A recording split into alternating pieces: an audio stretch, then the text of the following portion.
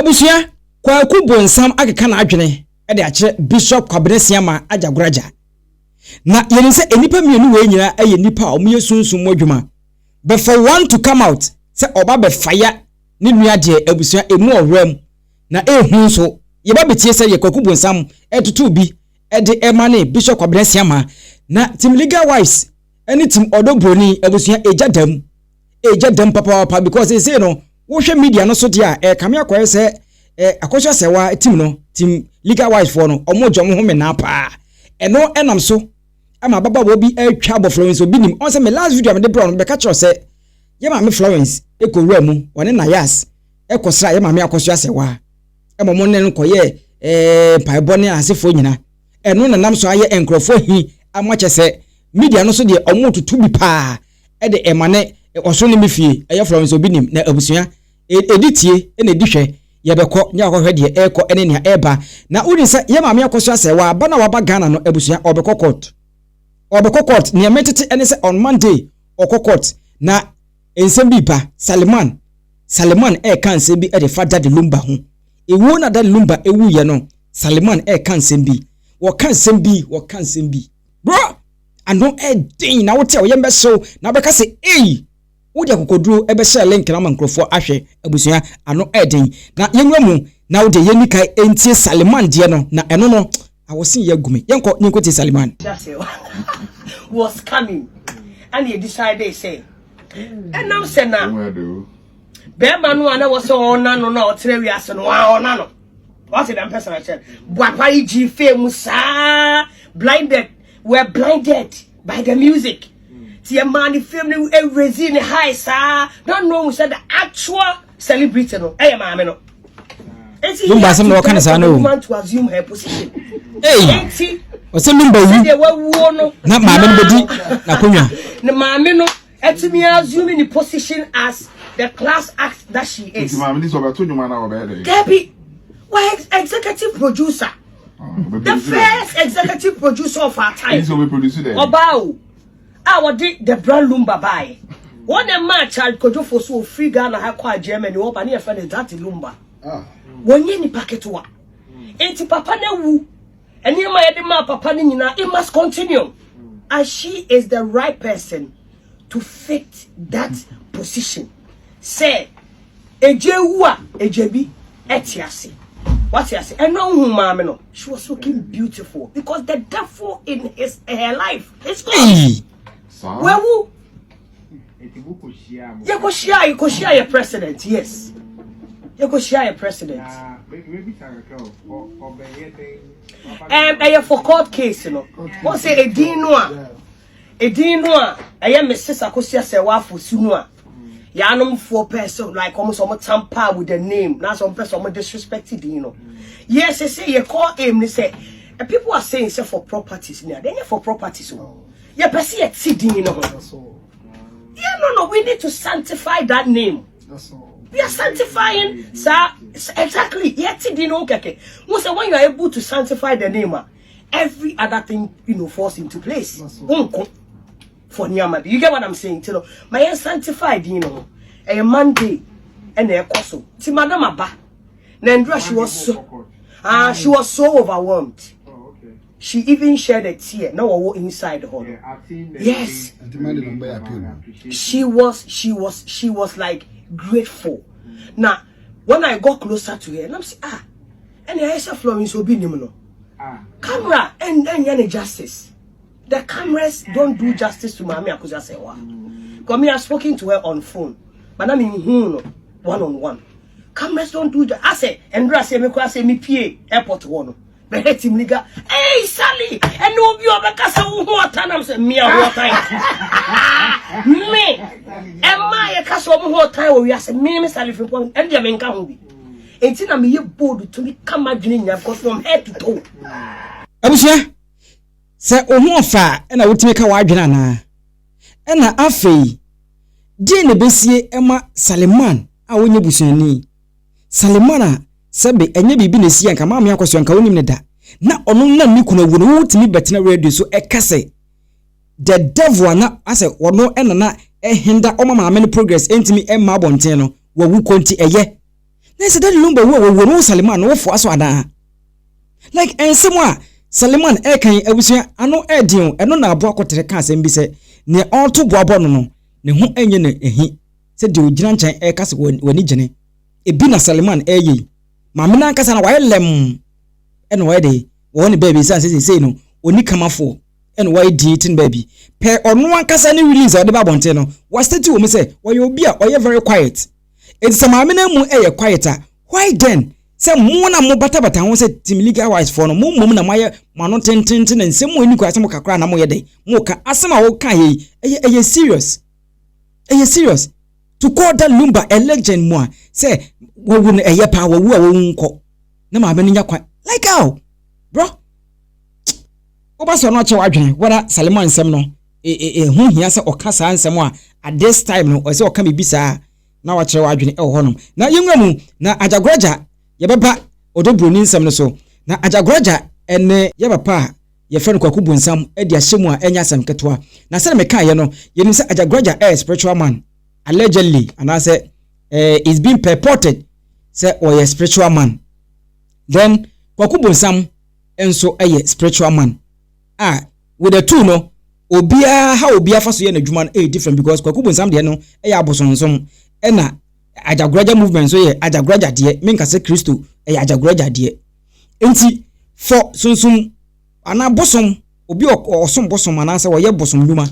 to come out to condemn obi or no friend say or a prophet or a D4 ene sa anema no entwetwe so kakra na abusua ye nkoni nkoti kwaku bonsam nsem a obeka e de akere Ajagrajah badwemma hwe akwale friend yon don wama yon do gu animase wo gu spiritualist animase enye onko sunsun sole sunsun ekura sunsun nyina wo gu animase e kire se wama enipa bi kura badwen se bi sunsun ni wiase because before be bibia no what social media me na maye ne sa me na mabubu no me na da be no ate se me ka se da ye wo sofu bi organ ha sofu bi organ wo gina so pa kakra no ahye nkom se egre prophet maboni din me pena sempa na last wo senkom bi se bibiwu mi twenantie na so te egre prophet din bi wo pa mo ko check me say wo pa mo ko check records can you bet egre prophet me title holder what I say can na bet igi prophet yo na say and utibim and so be dwun ko akire amankwa na me kasai royalty was nana mesrew mo nyina mo brothers o brother no ofum kura mfumpu fumda nam se mate just calm down ti Ajagrajah mesrew sa wo niam bia wo yiri jai wonya akwala na sebe matetem akasa ho de bia nyankopon di nimdi ama wo okoduru no eni kwa se ma social media no te so wakwala nso tenche no waka na oje ho owura amenka wo chia me na oje ho so me ka wasem tie ni ye ko tira se de woto bo abo ne ho nya na hisi obi a wugina nchei wo so me ba na o mi tufo hwe ma yi what I say ye ka sunsuma djuma ya dia emodu e ti se obi e wo wuo nenso abusa eno ye nyina ya de nyina kwaku bonsam na e de se futu no ase me last video me be kan asem we ho ase me obi a me advise Ajagrajah ene ye ya okay I will tell him say on stay away from social media kakra because say ni di na say wo ye ade papa kra enipa hu ebia wo kan sem be serious ade bi obetimi aye wo tim se ne tumi ne ne hunhum no obetimi aye no enkofo mfa ne serious because wo di ka ase ho awie enu ana kwaku bonsam so aye de e da ba beto so no ose be ya social media on front to baby na e de na obi a wo so Ajagrajah wo ye hunhum adwuma wo kokun obi a na ba bontan be ka kire obi ase edi person me kwaku no anyi ya se nkofo ba beserew eti eno so eno no na yenwamu na we de tawia jenkratroi fakoma wunua panin se enkoye ye bre eno enye Odo Bronii enso omatoto bi pa de amane from so binim a enya asem ketwa abusuafo me chiache mu nyina Odo Bronii Nkrofo me say video come on some tag Florence Obinim na me nkyere nase. Se wo po ba wo baby as wo brum pan wo wi ase ya wo Florence Obinim. No wonder say mamudi Akosua Serwaa chi nyina me kyere wase. Me am bigina hai me no minimum water for 4 months Roma dan echi. Mami a no oka banku efe no onuamo efi asam na mekan. Bana na mo bone efe no almighty band. Me enipa no obo drums kwaku me na one me we me na menyema okọ kawuyi nyinse na gu amame a me wu ambo ma no se ma me nka ye de me koto sabre ayi a friend say kuma se oh ayi hospital pankro no mi bubugu hanka mi wuo me ba pen me bagara menyem no wadanfo na sabre mo te santase na obata for 4 months na mo baye reza oh man band na mo bone fe na almighty band enipa na no boy friend osofo ni nua no wa land America ene de sa band ne bai na mo bo minimu pa de na obo organize ne fe no kodwa azo onna na ye ompra no na wo yere sabe na wo date kodwa azo no wo yere na yere ne wa hafo ena na the center no sa date ayi afia kwadu na afia kwadu ne ma me ton ba yere watafu 4 months dwom no oti onua moma se hɔ a ye ka wo ba wa burumu wo wiase a enti na wale obi ni na wo ma no because nyimu pa wa yegu wo wiase minimum but asamba ya obu postu nya me pese ma dwene se be kire wase me na menyemo ya awia bi mu no anwa mo da na wo beyi nyi se na gwa ma mu no anwa mo awia no pa wia be 10 to 11 ana mo koto adua ba yesi ade bia fa no wede aba mo nyam yesa me mfa nhye mase me fa mfran kuto na me mfa nhye mase mo wie na mo de me call tafo 4 months police station echi na drinking spot bi wase o mo koto Guinness ni bona biscuit abayo akwara abayo na me wo be 16 17 years na me nim bibia ye ka boni anipa di wo wiase a de bia me ka bibini asam se boni a wadi wo wiase nyame enku no sa boni kro no a wo bi dia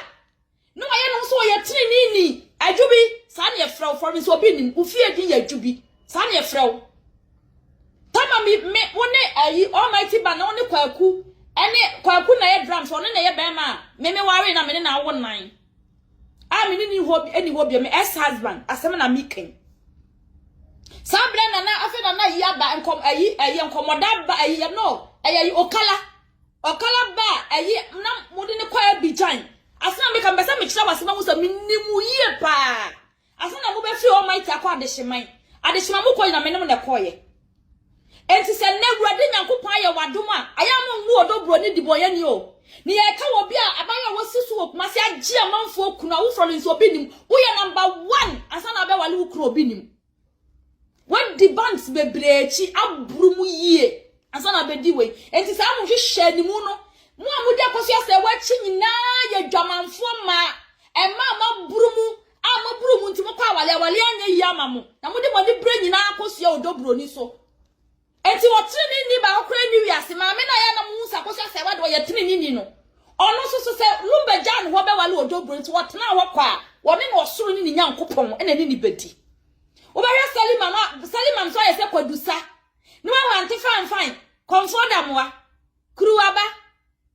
why say ayi your friend say na ayi so die to ememu nyina last oba no amofa bono ohima ayeje ante fine mumu aduwa mumu se kwakuo aberewa oba tantan ememu nyina de bon kwasia ba Odo Bronii ni monum bi cho musa ma wa nyina wo ohima wo yeje wo wani mu ya se meso a ya twia tomatoes ni ayi nim jena nchim wona mo kwasa wale ufiri kwa chichempra oba tantan te sew wo munyina mo be ya na baba be di Odo Bronii atanu ma di na kai se wotrini ni bi wo wiase ni anya sofu maami a ono so ni ho atwam wonim life bona ni kura every na chi o se na bra ba born so no almost o de sofu maami Bible say en se se ojidi ni ejina fe di faithful tnabia baby na wujina na se o Kristo ni jina bia ka efu ya kaka ne mlo. You come to say obi your tini no obi your diboye ni onya egbemi kwasiefo otini ni ewrade enti adubi Florence Obinim me de part 1 ba me de part 2 be bro me kire wasam wo hu se minnimu enti se na urade Nyankopɔn wu mɔbɔ na so yɛ sɔfo maame a e kyerɛ sɛ nyame otimi gi obi a adwubi kyerɛ sɛ wo gi obi a for so obi nim wo fie din de adwubi ɛne nti na me kyerɛ sɛ mennimu enti se wo se nyame atimi agye wa yen kan nsɛm nyina madam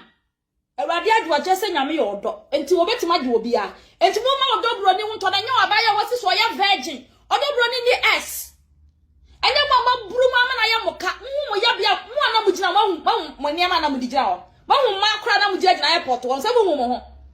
mo nim se de asi dwale siesie ye ho e madada ma ye sesere ba ye no so wa afuom mo ka mo na mo fa mo jimi go sit down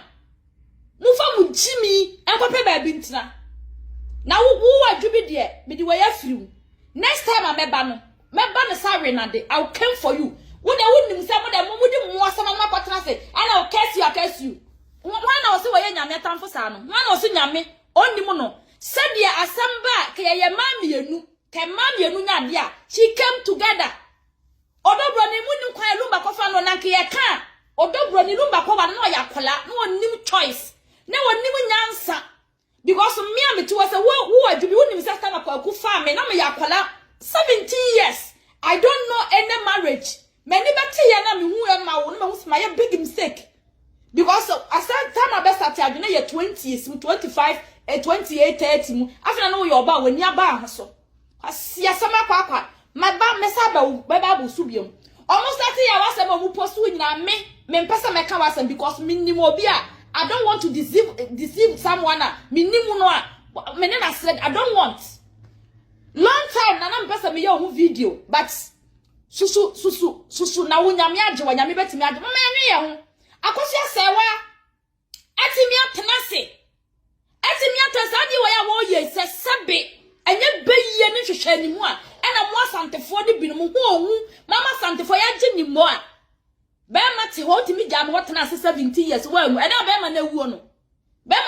awie no no bi se obi abrande ayi ante fine na ni mu se kwaku anim na wono ayi afane sai ayi akire bruwa ahonfa bon sa da dwonso ba akokọ wahema ye da se obi abrande so obi brande asa na be brande obi why didn't brand yourself you can't brand your home before you brand somebody onye toto me o agbemi